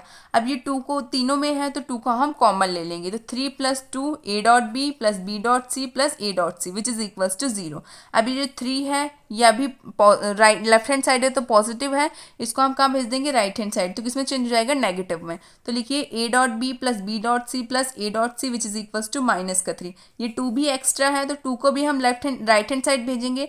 अभी मल्टीप्लाई में है, राइट हैंड साइड जाएगा तो डिवाइड में चेंज हो जाएगा। देखिए A dot B plus B dot C plus A dot C which is equals to -3/2। यही इसी की वैल्यू आपको फाइंड करनी थी। क्या वैल्यू आई हमारे पास, -3/2। क्वेश्चन नंबर 14 क्या है, if either vector A which is equals to 0 और B which is equals to 0 then A dot B which is equals to 0। तो इनका डॉट प्रोडक्ट क्या है, 0 के इक्वल है। But the converse need not be true, but जो ये converse है क्या ये ट्रू नहीं है। Justify your answer with an example, आपको एक एग्जाम्पल के साथ ये डिस्क्राइब करना है। जनरली क्वेश्चन में बस हमसे ये पूछा गया है कि अगर ए वेक्टर और बी वेक्टर जो है वो 0 है तो इनका डॉट प्रोडक्ट 0 हो जाएगा, ये तो क्लियर है। बट अगर वहीं हम इनके जो चीज़ हमें लिखी हुई अगर हम इसका कन्वर्स मतलब इसका उल्टा अगर लिखें, उल्टा मीन्स क्या होता है कि यहाँ पे ये 0 के इक्वल है, इसका उल्टा क्या होगा, ये 0 के इक्वल ना हो, मीन्स ये क्या हो, नॉन ज़ीरो वैक्टर्स हो। अगर ए और बी नॉन ज़ीरो वैक्टर हो तो क्या ये कंडीशन जो है वो प्रूफ हो सकती है। इसका मीनिंग क्या है, अगर हम लोग ए और बी को नॉन ज़ीरो लेके प्रूफ कर देते हैं कि ए डॉट बी जो है वो 0 के इक्वल है, तो हम बता सकते हैं कि क्वेश्चन में जो हमें जस्टिफाई करने को कहा गया था वो हमने एग्जाम्पल के साथ जस्टिफाई कर दिया है। एक बार क्वेश्चन को फिर से समझ लीजिए। क्वेश्चन में हमें ये बोला गया है कि ए वेक्टर और बी वेक्टर 0 के इक्वल है, दैट्स वाई इनका डॉट प्रोडक्ट 0 के इक्वल है। ये तो क्लियर चीज़ है, ऑब्वियस सी बात है। इन दोनों में से किसी एक की वैल्यू भी 0 के इक्वल होती तो हमारा पूरा डॉट प्रोडक्ट 0 के इक्वल आता। ठीक है, अब वहीं क्वेश्चन में ये भी कहा गया कि अगर हम लोग उसका कन्वर्स मतलब उसका उल्टा अगर देखें, उल्टा मीन्स यहाँ पे 0 के इक्वल है, उल्टा मीन्स होता है नॉन जीरो। ऐसे वेक्टर्स जो 0 के इक्वल ना हो, अगर हम लोग उनको सॉल्व करके उनका डॉट प्रोडक्ट 0 के इक्वल निकाल सकते हैं, अगर हाँ तो उसका आंसर आपको जस्टिफाई करना है। तो हाँ बिल्कुल निकाल सकते हैं, आंसर हम जस्टिफाई भी कर सकते हैं, बिकॉज इससे पहले हमने जितने भी क्वेश्चंस किए हैं उसमें जो वैक्टर्स थे हमारे वो 0 के इक्वल नहीं थे, मतलब नॉन जीरो वैक्टर्स थे, बट उनका सॉल्यूशन या उनका डॉट प्रोडक्ट जो है वो 0 के इक्वल आया था। तो बस वही चीज़ हमें यहाँ पे एग्जाम्पल के साथ में प्रूफ कर देनी है। सबसे पहले क्वेश्चन में जो गिवन है हम वो लिख देते हैं, उसके बाद एग्जाम्पल के साथ प्रूफ कर देते हैं। तो vector A which is equals to 0, vector B which is equals to 0, इन दोनों का डॉट प्रोडक्ट 0 के इक्वल है। कन्वर्स में हम क्या लिखेंगे कि वेक्टर ए जो है वो हमारा 0 के इक्वल नहीं है, वेक्टर बी भी हमारा 0 के इक्वल नहीं है, देन वेक्टर ए और वेक्टर बी जो है वो 0 के इक्वल होगा। अब कैसे होगा वो तो हम एग्जाम्पल के साथ प्रूफ करके बताएंगे। When A vector and B vector are perpendicular vector, A और बी जो है परपेंडिकुलर होंगे तब इनकी कंडीशन जो है डॉट प्रोडक्ट की वो 0 की इक्वल होगी। राइट, आपको बता रखा है मैंने कि जब भी कोई भी वेक्टर परपेंडिकुलर होता है तो उनका डॉट प्रोडक्ट हमेशा 0 के इक्वल होता है। वही चीज़ मैंने यहाँ पे लिखने के साथ साथ नीचे लिख भी दी है, जिसके कारण से आप कंफ्यूज ना हो कि ये 0 के इक्वल क्यों आ गया है। इतना सबको समझ में आ गया। अब हम लोग एग्जाम्पल के साथ डिस्क्राइब कर देते हैं कि हम लोग अगर नॉन जीरो वेक्टर्स नहीं भी लेते हैं तब भी हमारा जो डॉट प्रोडक्ट है वो 0 के इक्वल आएगा। देखिए किस तरीके से ए हम कंसिडर कर लेते हैं, आप लोग कोई भी वैल्यू कंसिडर कर सकते हैं। A which is equals to I plus J plus K, B which is equals to I plus J minus 2 K. लिख दीजिए वैल्यूज़ को। सबसे पहले हम क्या फाइंड करेंगे, इनके मैग्नीट्यूड, मैग्नीट्यूड के बाद इनका डॉट प्रोडक्ट, दोनों को फाइंड करने के बाद हम इसे सॉल्व करेंगे और देखेंगे कि इनका डॉट प्रोडक्ट जीरो के इक्वल आ रहा है या नहीं आ रहा है। तो देखिए magnitude of A which is equals to root X square plus Y square plus Z square. यहाँ पे x की वैल्यू क्या है 1, y की वैल्यू भी 1 और z की वैल्यू भी क्या है 1। तो 1 + 1 + 1 विच इज इक्वल्स टू √3। √3 आपका नॉट जीरो है, राइट, जीरो के इक्वल नहीं है। सेकंड देखिए magnitude of b which is equals to √x² + y² + z²। x की वैल्यू आपके पास क्या है 1, y की वैल्यू भी आपके पास है 1 और z की वैल्यू क्या है -2। तो 1 का स्क्वायर तो क्या होगा 1 ही, तो 1 + 1, 2 का स्क्वायर इज 4। इतना क्लियर हो गया। 4 + 2 इज 6। तो यहाँ पे √6 जो है वो भी नॉन जीरो है, ये जीरो के इक्वल नहीं है ना। तो अब यहाँ पे हम इसका क्या फाइंड करेंगे, डॉट प्रोडक्ट। तो vector A dot with vector B which is equals to I plus J plus K dot product with I plus J -2 K. इसको सिंप्लीफाई करके लिख देते हैं। तो देखिए आई प्लस जे -2 के प्लस जे का मल्टीप्लाई होगा आई प्लस जे -2 के प्लस के का dot product with I plus J -2 K. इसका डॉट प्रोडक्ट किस तरीके से फाइंड करते हैं, ऑब्वियस सी बात है सारी टर्म्स मल्टीप्लाई में जाएंगी। अब आपको भी पता है कि सिमिलर जो रहती हैं वेक्टर्स की, जो हमारे डॉट प्रोडक्ट सिमिलर वाले जो डॉट प्रोडक्ट्स रहते हैं उनकी वैल्यू आपकी क्या आती है 1 आती है, और डिफरेंट वाले की वैल्यू क्या आती है आपकी 0 आती है। किस तरीके से मैंने समझाया था वहाँ पे इंट्रोडक्शन में, आपको याद होगा। अगर हमारे आई और आई इस तरीके से ही ड्रॉ होंगे, सेम है, मतलब जीरो एंगल फॉर्म कर रहे हैं, और कॉस जीरो क्या होता है 1 होता है। और यहाँ पे आप लोग जो देखिए आई जो है वो क्या है आपका एक्स एक्सिस पे, जे जो है वो क्या है आपका वाई एक्सिस पे। इसका मीनिंग इसका एंगल जो है वो क्या होगा 90 डिग्री, और कॉस 90 क्या होता है 0 होता है। इसलिए यहाँ पे इनके जो डिफरेंट वेक्टर का डॉट प्रोडक्ट जो है वो क्या होगा 0 होगा, और सेम वेक्टर्स का डॉट प्रोडक्ट 1 होगा। वही चीज़ यहाँ पे है, देखिए आई का जब जे के साथ डॉट प्रोडक्ट होगा तो 0 ही होगा, आई का जब के साथ डॉट प्रोडक्ट होगा तो वो भी 0 होगा, बट आई का आई के साथ डॉट प्रोडक्ट होगा तो वो क्या होगा 1 होगा। तो यहाँ पे सिर्फ आई एंड आई लिखिए, बाकी दोनों चीज़ें जो है वो 0 हो जाएंगी। सिमिलरली यहीं यहाँ पे भी वही होगा, आई और के जो है वो 0 हो जाएंगे, जे के साथ में इसका डॉट प्रोडक्ट होगा। के साथ में भी वही होगा, आई और जे जो है वो 0 हो जाएंगे और के साथ इसका डॉट प्रोडक्ट होगा। तो देखिए क्या बच रहा है, I dot with I, J dot with के, sorry J dot with J -2 के डॉट विथ के। अब यहाँ पे आपको पता ही है कि सिमिलर टर्म्स का डॉट प्रोडक्ट क्या होता है 1 होता है। तो लिखिए 1 + 1, यहाँ पे इससे क्या बचेगा -2, 1 + 1 = 2, तो 2 - 2 = 0। तो हमने नॉन जीरो टर्म्स ली थी, बट हमारा सॉल्यूशन का डॉट प्रोडक्ट क्या आया 0 के इक्वल आया। इसका मतलब हमने कंडीशन को वेरीफाई भी कर दिया कि हमने नॉन जीरो वैक्टर्स लिए थे, बट उनका डॉट प्रोडक्ट जो है वो क्या आया है 0 आया है। क्वेश्चन नंबर 15 आप लोग देखिए, if the vector A B C of a triangle A B C are, यहाँ पे हमें वर्टेक्स गिवन है क्या 1 2 3 -1 0 0 0 1 2 respectively, then find the triangle A B C. हमें ट्राइंगल ए बी सी की एंगल फाइंड करनी है। क्लियर हो गया इतना। किस तरीके से इसे सॉल्व करेंगे, सबसे पहले हम क्या करेंगे, इसका डिस्टेंस फाइंड करेंगे। डिस्टेंस फाइंड करने के बाद हम एंगल का फॉर्मूला लगाएंगे, कौन सा वाला, कॉस थीटा वाला। इसके कारण से हमें क्या मिलेगी, थीटा की वैल्यू मिलेगी। क्लियर हो गया इतना। क्वेश्चन में हमें हिंट भी गिवन है, क्या हिंट है, triangle A B C is the angle between the vector B A and B C. Triangle A B C जो है उसके वेक्टर्स क्या क्या है बी ए और एक और क्या है आपका बी सी, इनके बीच का एंगल हमें क्या करना है फाइंड करना है। तो देखिए सबसे पहले हम ट्राइंगल ड्रॉ करेंगे बी ए सी। आपको नेमिंग इसी तरीके से करनी है, नेमिंग में गड़बड़ मत कीजिएगा, बिकॉज यहाँ पे क्या गिवन है कि आपके जो ट्राइंगल में वेक्टर्स है वो क्या क्या है बी ए है और बी सी है। इसका मतलब बी जो है वो आपका स्टार्टिंग पॉइंट रहेगा। इतना क्लियर हो गया। जितने भी वर्टेक्स गिवन है उसको हम स्टैंडर्ड फॉर्म में लिख देंगे सबसे पहले। तो देखिए ए में क्या गिवन है, हमें वर्टेक्स 1 2 3, तो यहाँ पे देखिए vector A which is equals to I plus 2j plus 3k। Similarly B vector में क्या है -i plus 0j plus 0k, and C vector में क्या है 0i plus 1j plus 2k। सबसे पहले हम बी ए का डिस्टेंस फाइंड करेंगे, फिर बी सी का, फिर सी ए का। इतना क्लियर हो गया। तो देखिए सबसे पहले बी ए के लिए हम देखते हैं, हमें ट्राइंगल के अकॉर्डिंग फाइंड करना है। तो ट्राइंगल के अकॉर्डिंग आप लोग देखिए, एक ये वाला फाइंड करेंगे, राइट, और एक और कौन सा फाइंड करेंगे, ये दो फाइंड करेंगे, उसी से हमें एंगल मिल जाएगा। तो यहाँ पे हम सबसे पहले क्या देखेंगे, बी एंड ए में, बी एंड ए में अगर हमें डिस्टेंस फाइंड करना है तो कैसे फाइंड करेंगे, ए माइनस बी, और जब हमें बी और सी में फाइंड करना रहेगा तो हम कैसे फाइंड करेंगे, सी माइनस बी। आप लोग गलती से भी बी माइनस सी और बी माइनस ए मत कीजिएगा, बिकॉज ये दोनों चीज़ें गलत हैं। यहाँ पे हमें स्टार्टिंग पॉइंट में क्या गिवन है, बी गिवन है, दैट्स वाई यहाँ पे आपका ए माइनस बी होगा और यहाँ पे सी माइनस बी होगा। बच्चे जनरली ये यूज़ कर लेते हैं, ये गलत है। ये तब यूज़ होता है जब ट्राइंगल की नेमिंग कैसे होती है, ए बी और सी, या फिर इस तरीके से ए बी सी, इस तरीके से अगर नेमिंग है तो आप लोग ये यूज़ कर सकते हैं, बट यहाँ पे इस तरीके से नेमिंग नहीं है। और क्वेश्चन में इस तरीके से नेमिंग ना देने का रीज़न इसलिए है बिकॉज क्वेश्चन में साफ साफ गिवन है कि हमारे बी ए वैक्टर और बी सी वैक्टर के बीच का जो एंगल है वो हमें फाइंड करना है। तो यहाँ पे दोनों साइड में ए की जगह पे बी स्टार्टिंग में है, दैट्स वाई यहाँ पे बी से ही स्टार्ट होगा। ये चीज़ क्वेश्चन में हमें खुद गिवन है, तो इसलिए आप लोग बिल्कुल मत समझिएगा कि ये मन से लिखा गया है, तो हम लोग भी अपने मन के हिसाब से यहाँ पे ए यहाँ पे ए लिख के सॉल्व कर देंगे। क्वेश्चन में जो गिवन रहती है लैंग्वेज वो भी बहुत इंपॉर्टेंट होती है और उसमें ध्यान देना चाहिए। तो देखिए B A vector which is equals to A minus B, हम लोग ए वैक्टर की टर्म्स और बी वैक्टर की वैल्यूज लिख लेते हैं। I plus 2j plus 3k minus minus I plus 0j plus 0k, solve कीजिए। I plus 2j plus 3k, यहाँ पे नेगेटिव नेगेटिव क्या आ जाएगा, प्लस का आई। अब एक आई ये रहा, एक आई ये रहा, तो I plus I is 2i plus 2j plus 3k, ये आपकी इक्वेशन 1 हो गई।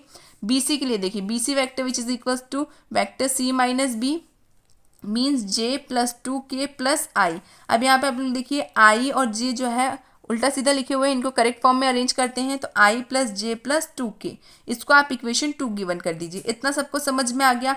अब हमारे पास दो वैल्यूज़ हैं, हम इसको ए कंसिडर कर लेते हैं, इसको बी। आप लोग इसको ए वेक्टर मान सकते हैं, इसको बी वेक्टर मान सकते हैं। फॉर्मूला के अकॉर्डिंग बता रही हूँ कि किस तरीके से वैल्यू लिखी जाएंगी। तो देखिए A dot B which is equals to magnitude of A and magnitude of B multiply with cos theta. हमें एंगल फाइंड करना है, इसलिए हम कॉस थीटा वाला फॉर्मूला अप्लाई करेंगे। Cos theta which is equals to A dot B upon magnitude of A and magnitude of B. यहाँ पे हमने जो वैल्यूज़ लिखी हैं वो वैल्यूज़ पुट करेंगे। ए क्या है आपके पास, बी ए, और बी क्या है आपके पास, बी सी।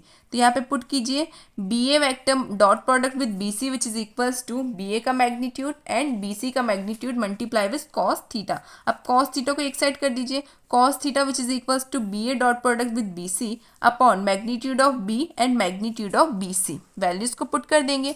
तो देखिए कॉस थीटा विच आप चाहें तो बी ए और बी सी के मैग्नीट्यूड पहले फाइंड कर सकते हैं। देखिए मैं पहले यहाँ पे एक बार फाइंड करके बता देती हूँ। यहाँ पे किस तरीके से आएगा, X square plus Y square plus Z square which is equals to root, क्या है हमारे पास, एक्स की वैल्यू है 2, यहाँ पे 2, और यहाँ पे क्या है, जेड की वैल्यू 3 है, तो 2 का स्क्वायर प्लस 2 का स्क्वायर प्लस 3 का स्क्वायर। तो देखिए जब हम इसे सॉल्व करेंगे तो क्या आएगा हमारे पास, 2 2 ज़ा 4 प्लस 2 2 ज़ा 4 प्लस 3 3 ज़ा 9।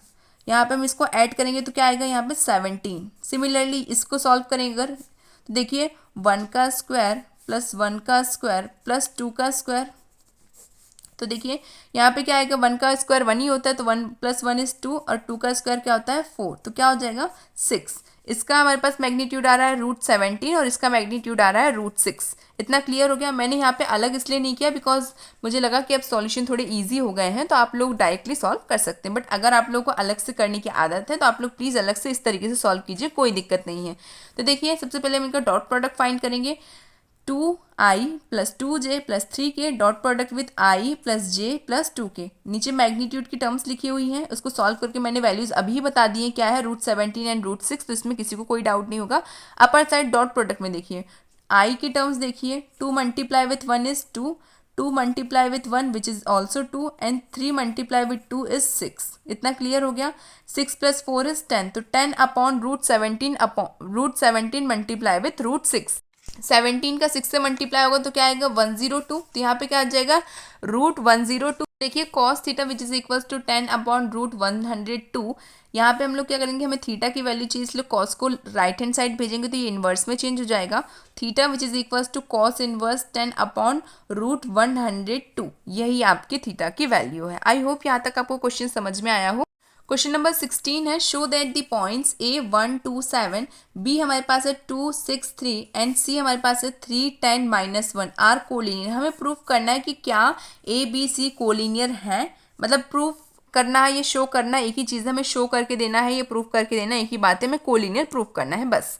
तो देखिए सबसे पहले हम एक लाइन ड्रॉ कर लेते हैं, बी को हम बीच का पॉइंट मान लेते हैं और ए बी सी इस तरीके से हमने एक लाइन ड्रॉ कर दी है। ए के वर्टेक्स क्या है हमारे पास 1 2 7 लिख दीजिए यहाँ पे 1 2 7, बी के हैं 2 6 3 एंड सी की क्या के वैल्यूज़ हैं 3 10 एंड -1। सबसे पहले इनको स्टैंडर्ड फॉर्म में लिख देते हैं। वेक्टर की स्टैंडर्ड फॉर्म क्या होती है, एक्स आई प्लस वाई जे प्लस जेड के, उस फॉर्म में हमें इन तीनों को लिख देना है। तो देखिए A which is equals to I plus 2j plus 7 K, vector B which is equals to 2i plus 6j plus 3 K, vector C which is equals to 3i plus 10j minus K. अब यहाँ पे हमें क्या find करना है, collinear का meaning क्या होता है, देखिए A which is equals to delta B, right. यहाँ पे आपका कोई स्केलर प्रोडक्ट होना चाहिए, तब जाके हमारा क्या प्रूफ होता है, कोलिनियर प्रूफ होता है।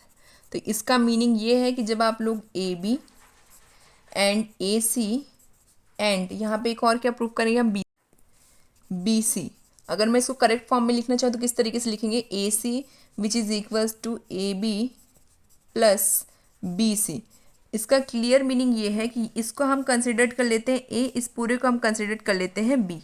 ये ए वेक्टर हो गया, ये आपका बी वेक्टर हो गया, ये जो है इस फॉर्म में आना चाहिए। इसका मीनिंग क्या है, आपका ये जो ए सी है ये किस फॉर्म में आना चाहिए, राइट। अगर हम लिखें A which is equals to delta B, ये जो डेल्टा का मीनिंग है ये कोई भी स्केलर प्रोडक्ट्स हो सकता है, राइट। 1 2 3 से लेके इनफाइनाइट कोई भी एक नंबर हो सकता है। तो आपको सॉल्यूशन ऐसा प्रूफ करना है कि आपके पास कोई भी स्केलर टर्म एक साइड होनी चाहिए। या तो आप लिख सकते हैं ए स्केलर, मतलब ए जो है वो किसी स्केलर टर्म के साथ मल्टीप्लाई में हो और बी इसके इक्वल में हो, या तो बी के साथ में कोई भी स्केलर टर्म हो, तब जाके वो क्या प्रूफ होगा, आपका कोलिनियर प्रूफ होगा। तो हमारा जो सॉल्यूशन है उसका जो सम आएगा, आपका मैग्नीट्यूड का जो सम आएगा आपका, वो जो है वो एक स्केलर प्रोडक्ट के साथ मल्टीप्लिकेशन में होना चाहिए, तब जाके वो आपका कोलिनियर होगा। बिकॉज कोलिनियर जो है वो इस कंडीशन को अप्रूव करता है। तो देखिए हम सबसे पहले तीनों का डिस्टेंस फाइंड करेंगे। डिस्टेंस फाइंड करने के बाद हम लोग इसका मैग्नीट्यूड फाइंड करेंगे और मैग्नीट्यूड जो है वो इस कंडीशन को वेरीफाई करना चाहिए। तो देखिए A B which is equals to vector B minus vector A, यहाँ पे वेक्टर बी और वेक्टर ए की वैल्यूज़ लिखिए। सबसे पहले ए जो है वो हमेशा ब्रैकेट के अंदर लिखा करिए, बिकॉज नेगेटिव साइन उसके अंदर जाएगा तो बच्चे डायरेक्टली नेगेटिव साइन को पुट कर देते हैं, उसके कारण से मिस्टेक होती है, वो लोग पॉजिटिव को नेगेटिव कर देते हैं, नेगेटिव को पॉजिटिव कर देते हैं और वहीं से आपका पूरा सॉल्यूशन गड़बड़ हो जाता है। तो देखिए 2i प्लस 6j प्लस 3 के minus I plus J plus की, ये नेगेटिव साइन ब्रैकेट के अंदर लेके जाइए। 2i प्लस 6j प्लस 3 के माइनस आई माइनस 2j माइनस 7 के। अब इसे सॉल्व करेंगे, 2 में से 1 जाएगा तो बचेगा आपका 1, 6 में से 2 जाएगा तो बचेगा आपका 4, 3 में से 7 माइनस होगा तो कितना बचेगा आपका माइनस का 4k। इतना क्लियर हो गया। हमारे पास ए बी वैक्टर की वैल्यू आ गई है। अब हम देखते हैं बी सी के लिए, B C which is equals to vector C minus vector B. तो 3i plus 10j minus K minus 2i plus 6j plus 3 K, ये नेगेटिव साइन जो है ब्रैकेट के अंदर लेके जाइए। 3i plus 10j minus K minus 2i minus 6j minus 3 के। Solve कीजिए, 3 में से 2 जाएगा तो आपको बचेगा 1, 10 में से 6 जाएगा तो आपको बचेगा 4 एंड -1 में से 3, तो ये दोनों नेगेटिव साइन है तो ऐड होंगे, तो 3 + 1 = 4, तो 4k। यहाँ पे आपकी बी सी की वैल्यू भी आ गई। अब आप देखिए ए सी के लिए, A C which is equals to vector C minus vector A, C की टर्म्स लिखिए 3i plus 10j minus K, negative sign के बाद क्या ब्रैकेट के अंदर क्या क्या टर्म्स है हमारी, i प्लस 2j प्लस 7 के, नेगेटिव साइन ब्रैकेट के अंदर लेके जाइए। 3i plus 10j minus K minus i minus 2j minus 7 के। तो देखिए 3 में से 1 जाएगा तो बचेगा आपका 2i, 10 में से 2 जाएगा तो बचेगा आपका 8j एंड यहाँ पे क्या है माइनस का 1 और यहाँ पे है माइनस का 7, ऐड होंगे तो 7 + 1 = 8 के। यहाँ पे इतना समझ में आया। अब इस पूरे में देखिए क्या कॉमन आ रहा है, 2 कॉमन आ रहा है, कॉमन ले लीजिए। तो 2 कॉमन लेने पे क्या बचेगा, i plus 4j minus 4k। यहाँ पे हमारे पास सारी टर्म्स की वैल्यू आ गई है। अब हम क्या करेंगे, इसका मैग्नीट्यूड फाइंड करेंगे। Magnitude of A B which is equals to x² plus y² plus z²। x क्या है आपके पास 1 का स्क्वायर, y क्या है आपके पास 4 का स्क्वायर एंड z की वैल्यू क्या है -4, तो -4 का स्क्वायर। 1 का स्क्वायर इज 1, 4 का स्क्वायर 16, 4 का स्क्वायर 16, 16 + 16 + 1 = 33, तो यहाँ पे आ जाएगा √33।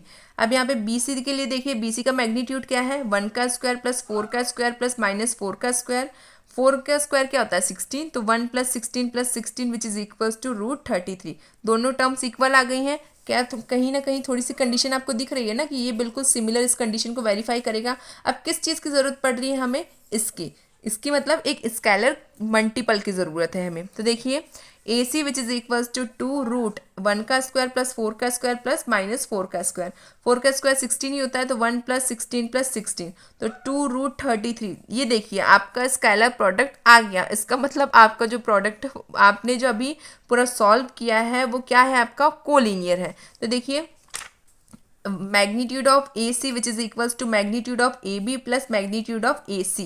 तो यहाँ पे मैंने क्या कहा था, इसको आप लोग ए भी मान सकते हैं, बी भी मान सकते हैं। अगर आपका स्केलर प्रोडक्ट इस तरीके से भी है तो भी कोई दिक्कत नहीं है, और ये इस कंडीशन को बिल्कुल वेरीफाई कर रहा है। तो देखिए 2√33 विच इज इक्वल्स टू √33 + √33, इनको भी ऐड करेंगे तो क्या आएगा, 2√33 ही आएगा ना। अगर हम लोग इनको ऐड करने की भी कोशिश करें तो ये क्या आएगा, 2√33 बिल्कुल सिमिलर आएगा लेफ्ट हैंड साइड और राइट हैंड साइड। इसका मतलब ये हमारी कंडीशन को बिल्कुल वेरीफाई कर रहा है। एक स्केलर प्रोडक्ट भी इसके साथ मल्टीप्लिकेशन में है, और जो हमारा प्रोडक्ट जो हमारी वैल्यूज़ है वो क्या है, हमारी कोलिनियर है, बिकॉज इसका स्केलर प्रोडक्ट जो है वो बिल्कुल इस कंडीशन को वेरीफाई कर रहा है। That's why triangle A B C are collinear vector. Because collinear जो है किस पे डिपेंडेंट होता है, एक तो पैरेलल कंडीशन पे, और एक और किस पे डिपेंडेंट रहता है, vector A which is equals to delta B vector. ये जो यहाँ पे डेल्टा है ये क्या होता है, स्केलर प्रोडक्ट होता है आपका, और यहाँ पे स्केलर प्रोडक्ट आपका 2 ऑलरेडी है।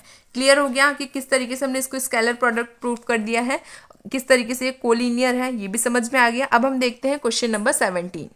Show that the vector 2i - j + k, I - 3 - 5k and 3 - 4 - 4k from the vertex of a right angle triangle. हमें यहाँ पे राइट एंगल ट्राइंगल गिवन है, हम यहाँ पे पाइथागोरस अप्लाई करेंगे। राइट एंगल ट्राइंगल कब प्रूफ होगा, जब इसके लेफ्ट हैंड साइड और राइट हैंड साइड दोनों इक्वल हों। लेफ्ट हैंड साइड और राइट हैंड साइड कब इक्वल होंगी, जब हम इसमें सबसे पहले डिस्टेंस फाइंड करेंगे। डिस्टेंस फाइंड करने के बाद हम इसका मैग्नीट्यूड फाइंड करेंगे, और मैग्नीट्यूड फाइंड करने के बाद हम इसमें पाइथागोरस थ्योरम की जो वैल्यूज है, पाइथागोरस के अकॉर्डिंग जो हमने यहाँ पे फॉर्म अरेंज किया है, इसमें वैल्यूज को पुट करेंगे। अगर लेफ्ट हैंड साइड और राइट हैंड साइड दोनों इक्वल आती है, तब हमारी जो कंडीशन है वो राइट एंगल ट्राइंगल को बिल्कुल वेरीफाई कर देगी। इतना समझ में आ गया आप लोगों को। सबसे पहले हम एक ट्राइंगल ड्रॉ करते हैं। यहाँ पे एक एंगल मानते हैं हम, 90 डिग्री मान लेते हैं, कोई भी एंगल मान सकते हैं। जनरली जो पाइथागोरस में एक साइड जो है वो हमेशा 90 डिग्री की ही होती है। तो देखिए ए वर्टेक्स में हमें क्या क्या गिवन है। अगर हम वेक्टर की स्टैंडर्ड फॉर्म में बात करें तो 2i - j + k, B vector which is equals to i - 3j - 5k, C which is equals to 3i - 4j - 4k according to the Pythagoras theorem. A B का square which is equals to A C का square plus B C का square. सबसे पहले A B के लिए देखिए, A B का अगर हम डिस्टेंस फाइंड करें तो क्या है, b - a। अब यहाँ पे इसकी वैल्यूज को पुट करते हैं, i - 3j - 5k - 2i - j + k। Negative sign bracket के अंदर लेके जाइए, i - 3j - 5k - 2i + j - k। इसको थोड़ा सॉल्व करते हैं। i में से 2i माइनस होगा तो कितना बचेगा, माइनस का i। 3 में से 1 माइनस होगा तो कितना बचेगा, माइनस का 2। 5 में से यहाँ पे तो नेगेटिव है, ये भी नेगेटिव है, तो नेगेटिव नेगेटिव ऐड हो जाएंगे, तो 5 + 1 = 6k। इतना क्लियर हो गया। एक हमें डिस्टेंस पता चल गया ए बी का। ए सी के लिए देखिए, A C which is equals to vector C minus vector A. C की वैल्यू क्या है, 3i - 4j - 4k। यहाँ पे ए की वैल्यूज क्या है हमारे पास, 2i - j + k। Negative sign bracket के अंदर लेके जाइए, 3i - 4j - 4k - 2i + j - k। थोड़ा सा इसको सॉल्व करते हैं। 3 में से 2 जाएगा तो बचेगा 1, 4 में से 1 जाएगा तो बचेगा 3, एंड 4 एंड यहाँ पे नेगेटिव का 1 है तो 4 + 1 = 5, तो यहाँ पे आ जाएगा माइनस का 5k। हमें ए सी का डिस्टेंस भी मिल चुका है। अब हम देखते हैं बी सी के लिए, B C which is equals to C minus vector B. अब यहाँ पे सी की वैल्यूज क्या है, 3i - 4j - 4k माइनस, अब ये ब्रैकेट के अंदर हम बी की टर्म्स लिखेंगे, i - 3j - 5k। ये नेगेटिव साइन ब्रैकेट के अंदर लेके जाइए, तो देखिए 3i - 4j - 4k -i + 3j + 5k।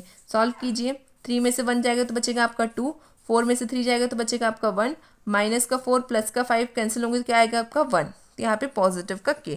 इतना क्लियर हो गया। अब क्या फाइंड करना है, मैग्नीट्यूड।